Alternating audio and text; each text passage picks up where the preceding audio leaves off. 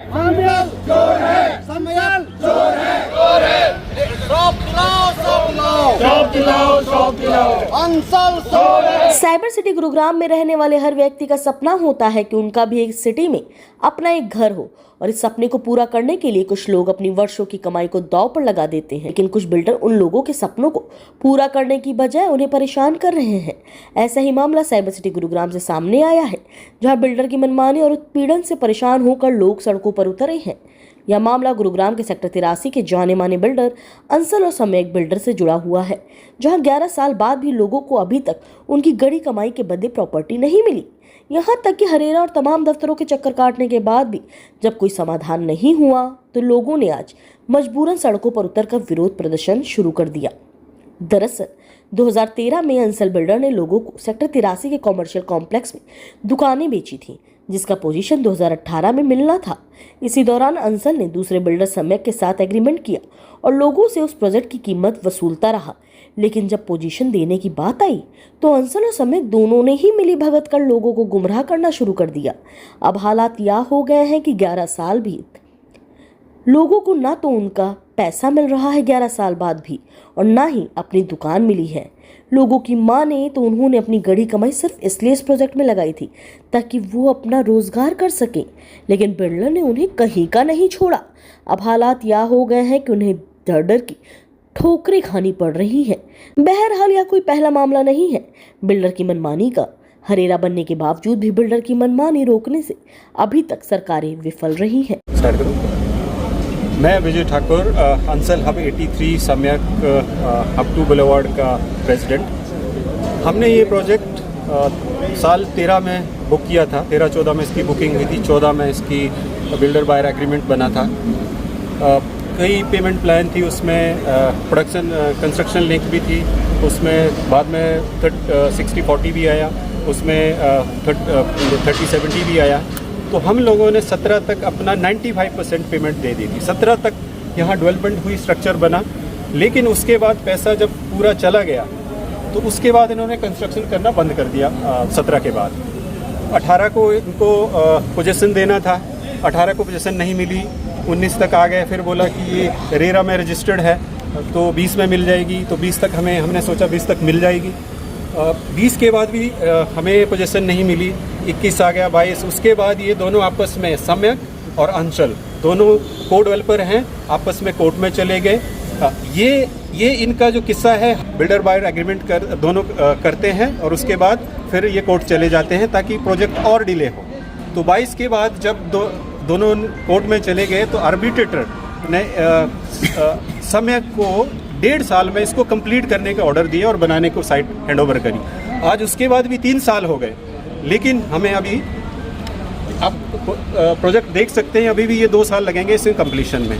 कोई जवाब नहीं देता, अंसल कोई रिस्पॉन्स नहीं करता, और सम्यक व्हाट्सएप में हमें धमकियाँ मिलती हैं, पैसे के लिए रिक्वायरमेंट आती है व्हाट्सएप में। वो कोई लीगल तरीका नहीं है, और कोई डिलीवरी डेट इसकी अभी ओसी कंप्लीट नहीं है।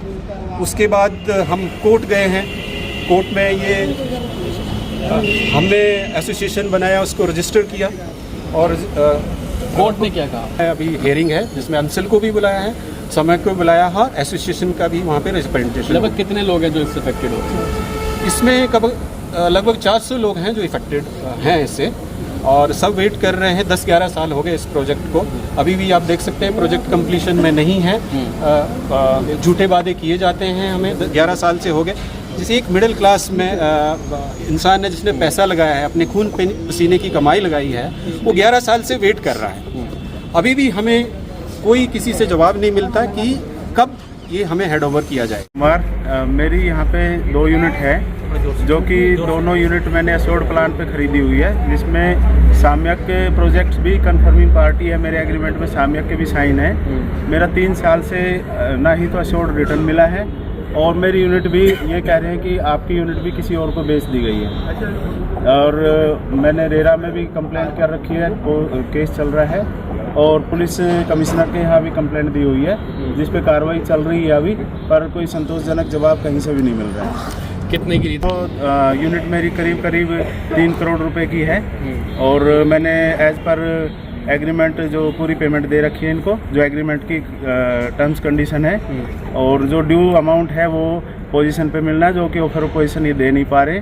प्रोजेक्ट का ओसी भी नहीं है अभी, और ना तो ये ओसी लेके आ रहे, ना कोई लीगली डिमांड कर रहे हैं इसकी। एग्रीमेंट किससे हुआ, अंसल से हुआ या सम्यक? अंसल और साम्यक दोनों ही पार्टियों की साइन है मेरे एग्रीमेंट में, और दोनों ने ही साइन कर रखे हैं। अंसल एज ए बिल्डर है और Samyak as a conforming party landlord है। तो अब क्या करेंगे आप? अभी तो हम सिर्फ देख ही रहे हैं, लगातार टच में है डिपार्टमेंट के, रेरा के, पुलिस विभाग के, क्योंकि अपनी कार्रवाई के लिए बार बार इनसे रिक्वेस्ट कर रहे हैं। और यहाँ पे अगर एक यूनिट मेरी ऊपर भी है जिसकी आप देख रहे हैं, तो कंस्ट्रक्शन भी नहीं हुई अभी, अगर कंस्ट्रक्शन करे, और ये कह रहे हैं कि आपकी यूनिट ही कैंसिल कर दी गई है। कैंसिल हो गई है, तो जो पेमेंट आपने दी है वापस? कोई रुपया मेरे को वापस नहीं मिला। मेरा श्योर्ड रिटर्न के हिसाब से इनके ऊपर 3 करोड़ के आसपास बैलेंस मेरा लेना बकाया है, और जो मैंने पैसे दे रखे उसके बदले में मुझे वापसी रिटर्न कुछ भी नहीं मिला है।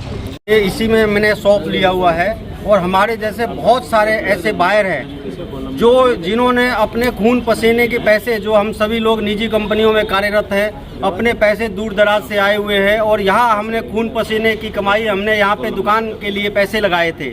हमने ये सोचा था कि यहाँ थोड़े समय में जब रिटायर्ड हो जाएंगे तो यहाँ पे अपनी दुकान खोलेंगे यहाँ पे, लेकिन इन्होंने सम्यक ने और अंसल दोनों ने मिलके ऐसा गेम बनाया है कि अब ये हमने ये अंसल से खरीदा था जी, ठीक है जी।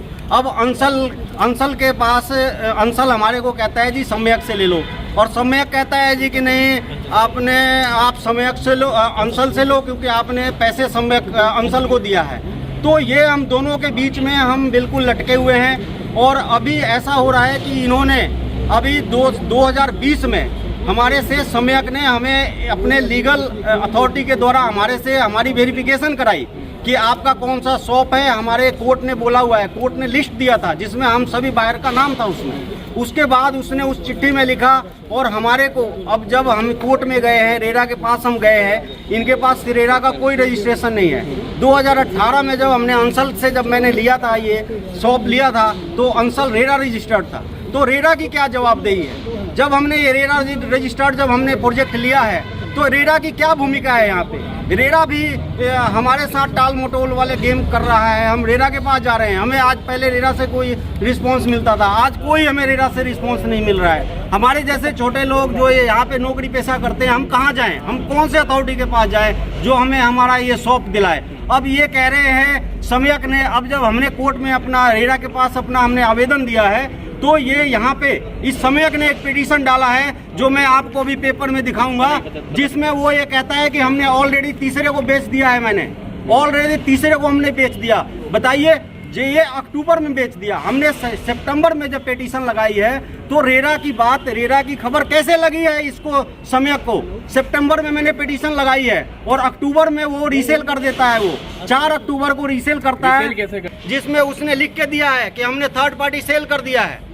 बताइए कैसे सेल कर सकता है हमारी चीज को? ये तो फ्रॉड है, ये चीटिंग है। हम इसके खिलाफ FIR भी करने जा रहे हैं, और हमारा ये मांग है कि ऐसे जो चोर बिल्डर यहाँ बैठे हुए हैं, पहले तो हमारा हक दिलाया जाए, और ये जो चोर बिल्डर, इनके ऊपर सख्त कार्रवाई होनी चाहिए। ये जो जैन है, ये BK जैन है, जो सम्यक का जो कहता है, जो मालिक है अजय जैन, और ये इनका धमकी भरा हमारे पास मैसेज आता है, कहता है जी कि जाओ, जिसको करना है जो करना है कर लो जी। बताओ हम कहाँ जाएं? हमारी कोई अथॉरिटी सुनने के लिए तैयार नहीं है।